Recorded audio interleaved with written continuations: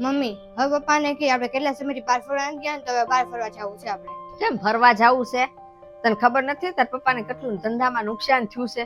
એક વર્ષ તું નહીં જા ફરવા તો નહીં હાલે? હું મમ્મી તમારે છે ને આવી આવી રામાયણ હાલતી હોય છે, ઘડી કે ધંધામાં નુકસાન હાલે છે, આમ છે તેમ છે.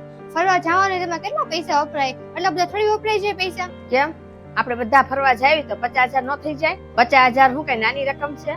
50,000 વપરાય, વધારે થોડી વપરાય એમાં. હું તોય તે હા આપણે બધા ફરવા તો જઈએ, પણ આપણે આ ધંધો છે ને આ નુકસાનીમાં હાલે છે. કેવી રીતના જવું ફરવા? હું મમ્મી તમે તો દર વખતે આવું જ કરતા હોય, કાંઈ ને કાંઈક બહાના આપતા હોય મને બહાર ફરવા નો લઈ જાવ ને એટલે. આ તને કહું છું જ ખરી, ધંધામાં હમણાં નુકસાની હાલે છે. અને તાર પપ્પાને બહાર જવું તો 7 વાર વિચારે છે. એના ધંધાના કામ હાટું બહાર જવું હોય ને તો એ કેટલી વાર વિચારે છે. આપણે દર વર્ષે ફરવા જઈએ જ છીએ. આ 1-2 વર્ષ ન જઈએ ફરવા તો નહીં હાલે તારે? એમાં તો શું થઈ ગયું ફરવા ન જઈએ તો? અરે મમ્મી તું કેવી વાત કરે છે, હું નાની છું તો નાની છું તો ફરવા જાવ જ ને, પછી મોટી થઈ ગયા પછી કેમ મને ફરવાનો મોકો મળશે? અરે પણ તું નાની હોય તો શું થઈ ગયું? તાર પપ્પાને કેટલી જવાબદારી છે તને ખબર છે?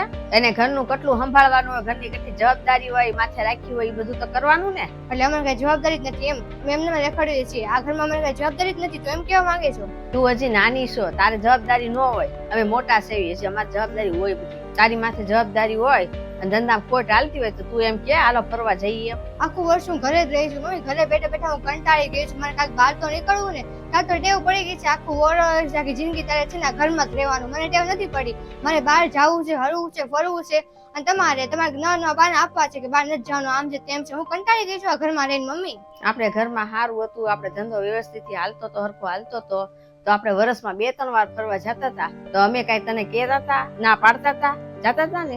ના ના નથી ના પાડી, ફરવા લઈ જ ગયા છો મને. તો અત્યારે આપણે પરિસ્થિતિ સારી નથી ઘરમાં, તો પછી આપણે 1-2 વર્ષ ફરવા ન જાય તો ન હાલે? તારે છે ને અમુકનું એમ કેવું છે, આપણા ઘરની હાલત અમને ખરાબ છે તો અમે ખર્ચા ઓછા કરશું. સારું તો તું કહે છો ને તો પછી ફરવા જાવું, અત્યારે નહીં તો કાંઈ નહીં. હવે ઘરનું તો જોવું પડશે ને.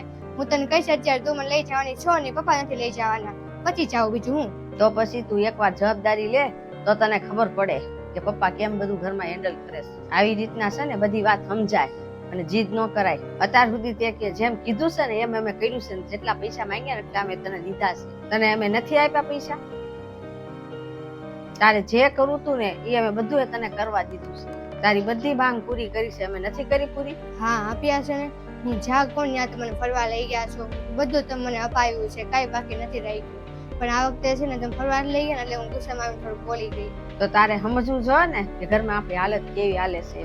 સારું તો પછી ક્યારેક જાવું, જરા ધંધાની હાલત સારી થઈ જાય અને ઘરની હાલત થોડી સારી થશે ને પછી આપણે જાશું. આ તો તું હવે 1-2 વર્ષ ખાઈમ પછી તને છે ને અમે સામેથી લઈ જઈશું ફરવા. તારે જ્યાં જવું છે ને વર્ષમાં 1 વાર નહીં, તને વર્ષમાં 2-3 વાર તને ફરવા લઈ જઈશું. પરિવારનું તારે જોવું જોઈએ ને, સુખ દુઃખમાં ભાગ લેવો જોઈએ ને તારે. સારું તો હવે એમ કરીએ.